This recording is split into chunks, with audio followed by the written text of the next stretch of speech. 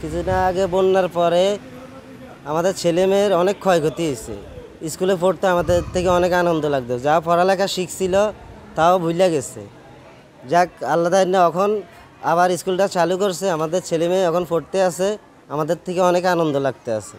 আসলে শিক্ষার্থীরা তো বরাবরই শিখতে চায়, কিন্তু বিভিন্ন দুর্যোগের কারণেই আমরা আসলে পাশাপাশি দেখতে পাচ্ছি যে শিক্ষার্থীরা স্কুলমুখী হতে পারছে না। তো এখন আলহামদুলিল্লাহ দুর্যোগ কেটে গেছে, শিক্ষার্থীরা মোটামুটি উপস্থিতি মোটামুটি 80-90% হয়ে গেছে। আর সেই ক্ষেত্রে কিছুটা আমাদের শিক্ষণ ঘাটতি আছে, যে বিভিন্ন দুর্যোগের কারণে আমরা ঠিকভাবে ওইভাবে ক্লাস নিতে পারিনি। সেই ক্ষেত্রে বাচ্চাদের শিক্ষা কার্যক্রমে কিছু ব্যাহত হচ্ছে, বিদায় তারা শিক্ষা কার্যক্রমের সাথে সরাসরি ইনভলভ হতে কিছুটা সমস্যা বোধ করছে। আশা করছি এটা যদি আমরা ধারাবাহিকভাবে এগিয়ে নিতে পারি তাহলে এটা কেটে যাবে।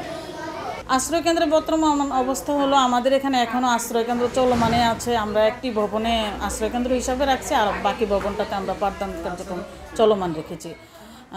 এবং পরীক্ষা প্রথম দিয়ে আমাদের উপস্থিতিটা একটু কম ছিল, তারপরে যখন আমরা পরীক্ষার রুটিনটা দিয়েছি, দেওয়ার পর থেকে এখন উপস্থিতির সংখ্যাটাও বেড়ে গেছে। আর গতকাল থেকেই মূলত আমাদের শিক্ষার্থীর সংখ্যা অনেক বেড়ে গেছে। পরিপূর্ণ শিক্ষার্থীকে নিয়ে আমরা আজকে আমাদের পরীক্ষাটা পরিচালনা করতেছি।